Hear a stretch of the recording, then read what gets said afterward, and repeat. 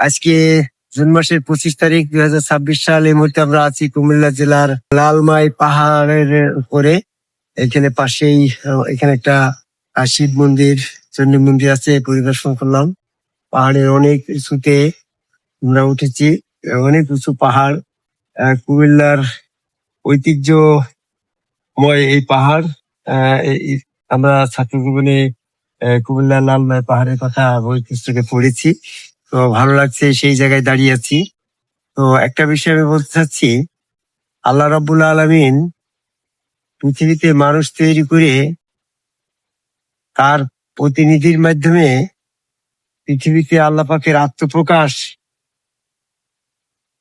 বিচরণ প্রকাশিত হওয়ার জন্য জমিনে আল্লাহ আদম আলাইহিস সালামকে প্রতিনিধি তৈরি করলেন। সূরা বাকারার 30 নম্বর আয়াত।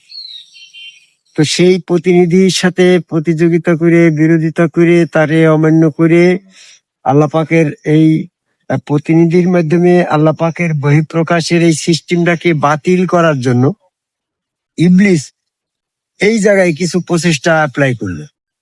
সেক্ষেত্রে ইবলিস আল্লাহকে সেজদা করবে, আল্লাহকে প্রভু বলবে, আল্লাহর কাছে আত্মসমর্পণ করবে, আল্লাহ পাকের পবিত্রতা মহিমা বর্ণনা করবে, তাতে তার কোনো আপত্তি নাই। কিন্তু আদমকে কেবলা করে, আল্লাহকে সেজদা করে, আদমকে প্রতিনিধি, আল্লাহ পাকের প্রতিনিধি মেনে নেওয়ার ব্যাপারে ইবলিসের দ্বিমত। এই জন্য ফেরেশতাদেরকে দিয়ে যখন বলা হলো যে ফাইজা সাওয়াইতু আনাফাকতু ফিহি মির রূহি ফাকাউলাহু সাজিদিন ফাসাজাদাল মালাইকাতু কুল্লুহুম আজমাউন ইল্লা ইবলিস।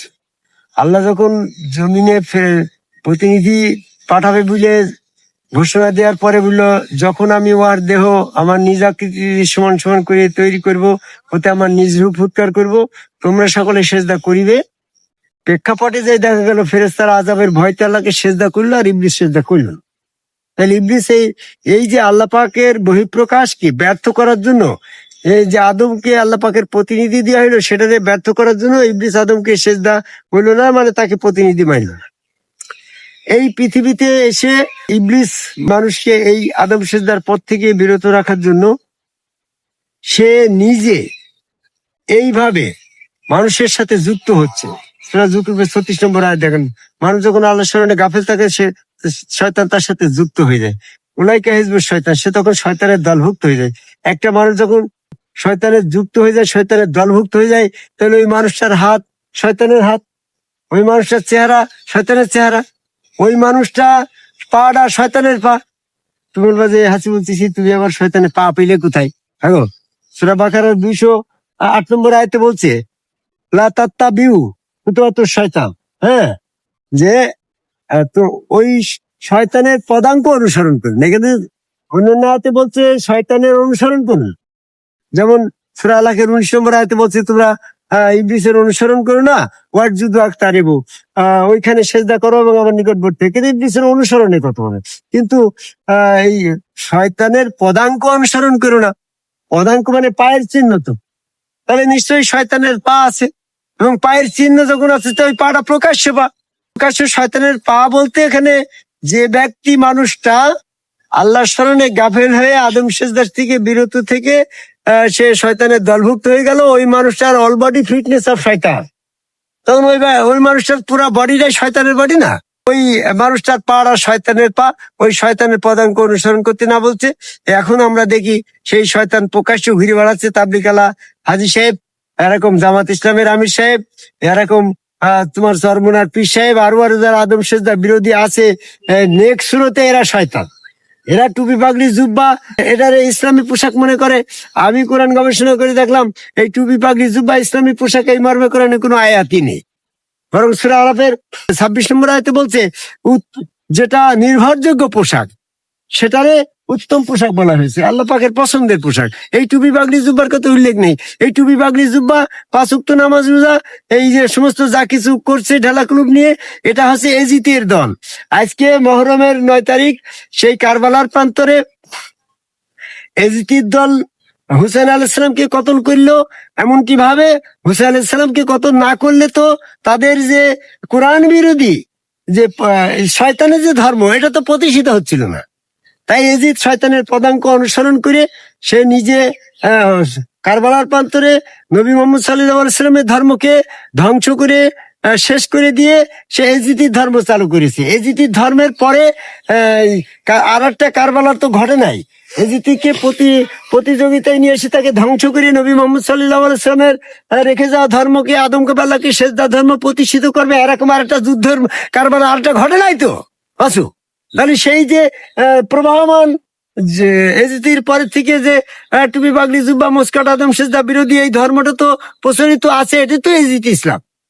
এই এজিতির এই দল তাবলিগ আল হাদিস জামাত ইসলাম চরমোনা ফুরফুরা মানিগঞ্জ আটরশি হিজবুত তাহরির হেফাজত ইসলাম কাদিয়ানী টুপি পাগড়ি জুব্বা দ্বারা যত সব মুস্কাটা আছে গো মাসুম, এরা সব আদম সেজদা বিরোধী। এই বিরোধী এরা সব শয়তান, এদের পদাঙ্ক অনুসরণ করা যাবে না। এই জন্য আমি গবেষণা করে দেখলাম যে আল্লাহ পাকের কাছ থেকে যে শয়তান এত ক্ষমতা নিল, সেই শয়তান যদি একটা মানব রূপে ঘুরে ফিরে চলে বেড়ায়, সেটারও যদি ওই পাটারে যদি শয়তানের পা বলা হয়, তাহলে ওই মানুষটা দেখলি শয়তানকে দেখা হয়, ওই মানুষের সাথে সঙ্গ দিলি শয়তানের সাথে সঙ্গ দেওয়া হয়, ওই মানুষের দলভুক্ত হলে শয়তানের দলভুক্ত হওয়া যায়। ঠিক এই ক্ষমতা আল্লাহ ইবলিসকে যখন দিয়েছে, তা আল্লাহর কাছে তো এই ক্ষমতা ছিল। তাহলে যে মানুষটা আদমকে সেজদা দিয়ে সে শয়তান থেকে পবিত্র হইল সূরা বাকারা 151 নম্বর আয়াত অনুসারে, সেই মানুষটার হাত আল্লাহর হাত হয়ে গেল, পা আল্লাহর পা হয়ে গেল। তো ওই সমগ্র একজন রসুলের স্রোতের ভিতরে স্বয়ং আল্লাহ, ওই হাত দেখলে ওই চেহারা দেখলে আল্লাহকে দেখা হয়, ওই পায়ে সেজদা দিলে আল্লাহকে সেজদা করা হয়, ওই রসুল স্রোতের সঙ্গ ধারণ করলে রসুলের কাছে মহব্বত করলে আল্লাহকে মহব্বত করা হয়, ওই শয়তান থেকে পবিত্র ওই আদমকে সেজদাকারী সমগ্র রসুলের আনুগত্য করলে আল্লাহর আনুগত্য হয়ে যায়। তাহলে আমরা রসুলের মাধ্যমে আল্লাহ পাকের সাক্ষাৎ, আল্লাহ পাকের দর্শন, আল্লাহ পাকের মোলাকাত, আল্লাহ পাকের আনুগত্য, আল্লাহ পাকের বায়াত হওয়া, আল্লাহ পাকের মহব্বত করা সম্পূর্ণ আদমকে সেজদাকারী একজন সমগ্র রসুলের করলেই হবে। কারণ একজন শয়তান যুক্ত মানুষকে অনুসরণ করে যদি শয়তানের অনুসরণ করা হয়, তাহলে আল্লাহ যুক্ত মানুষের অনুসরণ করি, ওটা আল্লাহর আনুগত্য সেজদা করা হবে না। কেন? ফর্মুলাই তো হলিস্কারের ফর্মুলাই তো এটাই পড়ছে মাসুম। তার আমি আজকে 9ই মুহররম কারবালার স্মৃতি স্মরণ করে, কারবালার পরের থেকে নবী মুহাম্মদ সাল্লাল্লাহু আলাইহি সাল্লামের দৈত্য ইমাম হোসেন আলাইহিস সালামকে কতল করার পরে যে ইসলাম ধর্মের সমাপ্তি হয়েছিল, এজিদ ইসলাম এই পর্যন্ত প্রভাবমান আছে। আমরা আদমকে একজন সমগ্র রাসূলের কাছে বায়াত গ্রহণ করে সেখানে সেজদা ভক্তি, ওই হাত আল্লাহর হাত, ওই চেহারার ভিতরে আল্লাহ স্মরণ করার মাধ্যম দিয়ে আমরা যে মোহাম্মদ ইসলাম, সেই মোহাম্মদ ইসলামকে জাগ্রত করার আহ্বান করি।